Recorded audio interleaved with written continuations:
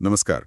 पिछले हफ्ते इटली के अपुलिया में G7 देशों का शिखर सम्मेलन हुआ। जी हाँ, 13 से 15 जून। अपुलिया काफी खूबसूरत जगह है। हाँ, सुना है।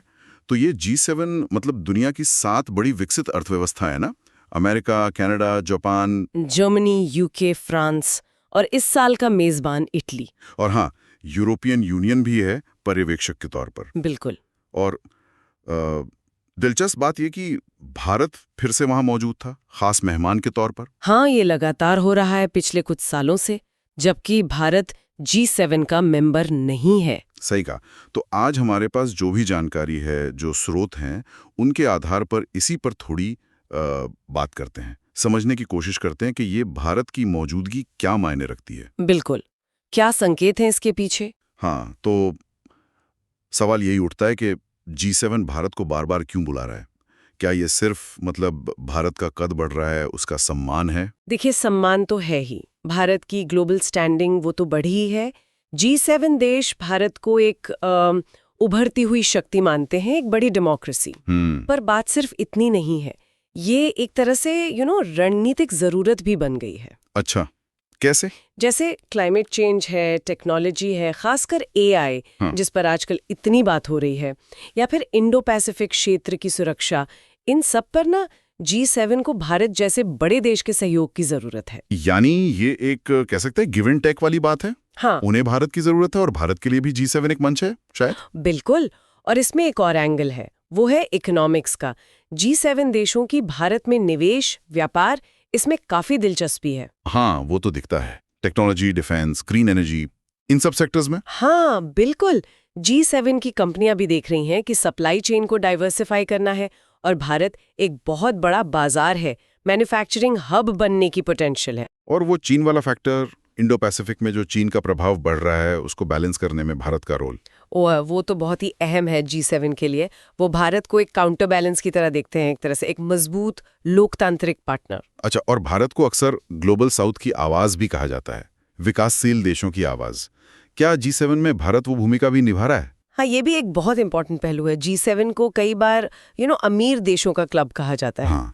तो भारत की मौजूदगी से विकासशील दुनिया की जो चिंताएं हैं, जरूरतें हैं, वो सीधे उस हाई टेबल तक पहुंचती हैं। इससे G7 की अपनी रेलेवेंस भी बढ़ती है, ऐसा वो मानते हैं। दिलचस्प है। अच्छा, तो इस बार की बैठक में बड़े मुद्दे क्या थे? जाहिर है यूक्रेन रूस युद्ध तो। हाँ, यूक्रेन तो शायद टॉप पर ही था। रूस पर और कड़े प्रतिबंध लगाने और यूक्रेन को फाइनेंशियल और मिलिट्री मदद जारी रखने पर बात हुई, सहमति बनी। ठीक है।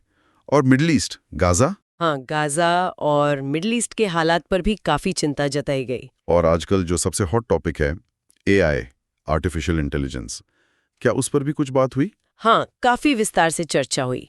AI के एथिक्स क्या हों, डेटा सेफ्टी कैसे हो, और सबसे जरूरी, इसके लिए नियम कानून बनाने की जरूरत, इस पर गंभीर चर्चा हुई। और भारत का रोल इसमें? भारत का रोल अहम हो सकता है, क्योंकि भारत AI में काफी काम कर रहा है, डेवलपर भी है, यूजर भी।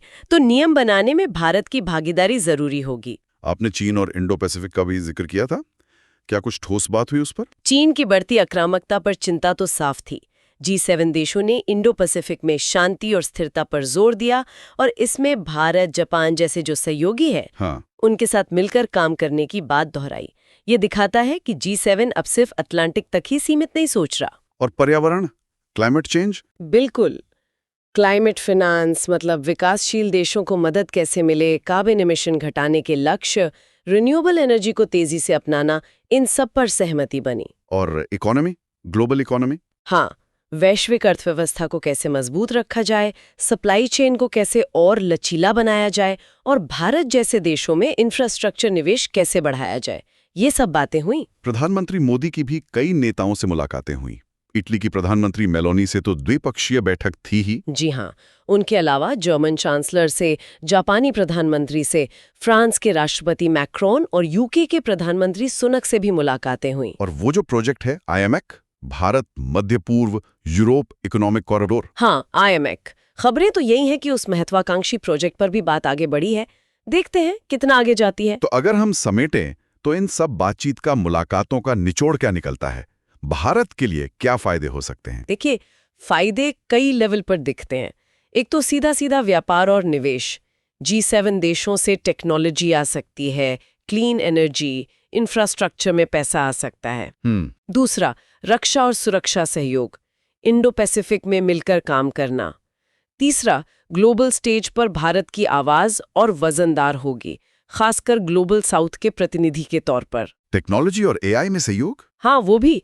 एआई और दूसरी नई टेक्नोलॉजी पर जॉइंट रिसर्च हो सकती है, नियम बनाने में भारत की भूमिका हो सकती है, और क्लाइमेट चेंज से लड़ने के लिए ग्रीन टेक्नोलॉजी और फाइनेंस मिलने की भी उम्मीद है। लेकिन इसमें कुछ चुनौतियां भी होंगी ना, जैसे G7 की उम्मीदें और भारत के अपने हित, जैसे रूस के साथ रिश्ते, वो हमेशा एक लाइन में तो नहीं होंगे। बिल्कुल सही कहा आपने।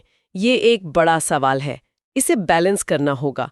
ये देखना दिलचस्प होगा कि भारत कैसे अपने हितों को साधता है और G7 के साथ कैसे तालमेल बिठाता है। तो कुल मिलाकर ये कह सकते हैं कि G7 में भारत की ये जो लगातार भागीदारी है, ये सिर्फ एक फॉर्मेलिटी नहीं है, ये बदलती हुई दुनिया का एक संकेत है। हाँ, भारत का रणनीतिक महत्व बढ़ रहा है और G7 देश इसे पहचान रहे हैं, साफ तौर पर।